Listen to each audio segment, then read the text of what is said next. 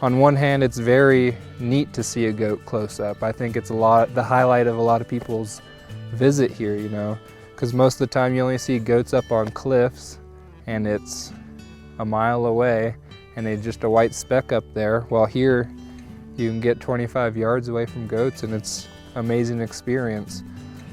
But is that impacting the goats? Is that impacting the goats' behavior? It's important to know. Is it taken away from the naturalness of the park? It might be.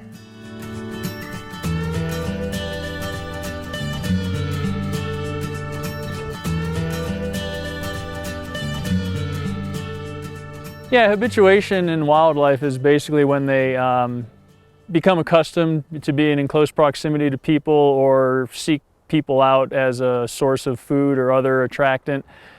They've lost their fear of humans, and for whatever reason they either cannot or will not act natural and forage naturally anymore, and they see humans as a source of food or mineral supplement, which is the case up at Logan Pass. They're there attracted as looking for salt, whether that be on the sweat of backpacks or the urine along the trails, and they've just learned to accept people at close proximity to get that salt that they crave.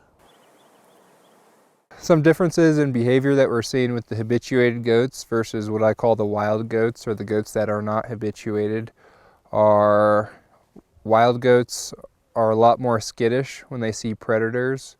Wild goats do not bed far away from cliffs. The habituated goats are often seen far away from cliffs, not only getting salt, but also feeding and bedding and doing all sorts of behaviors away from cliffs, which is quite unusual, while the wild goats only come away from cliffs to get salt. The mountain goat study at Logan Pass is part of the overall Going to the Sun Road Corridor Management Plan, and when we were scoping for that project, one of the topics that continually came up was human-wildlife interactions along the whole corridor, and we just thought that, you know, if we're going to do a study on that, the best place to do it would be at Logan Pass with all the people up there and the habituated mountain goats and bighorn sheep.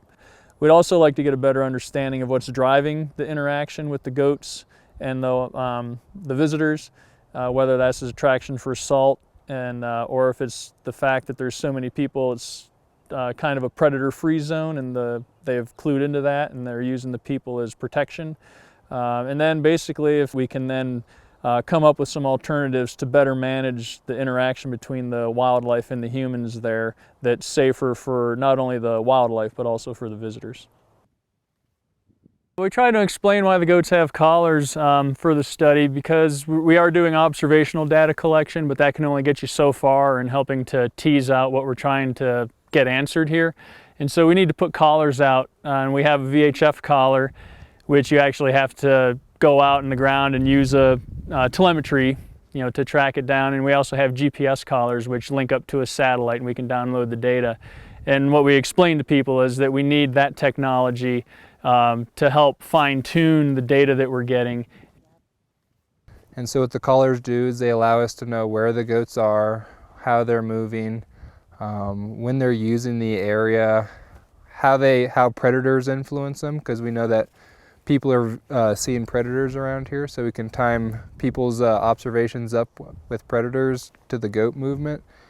We can know when they're coming into Logan Pass and when they're leaving, and also when they die. The overall goal of the project is to really understand habituation in wildlife better, especially in the Going to Sun Road Corridor, where we get 2 million visitors a year in this area, and there's going to be impacts to wildlife. How do people influence wildlife? Is it good? Is it bad? Is it neutral?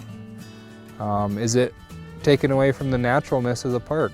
National parks are supposed to be our most pristine places, and if animals are acting unnaturally, then that's taken away from that pristine nature of the parks.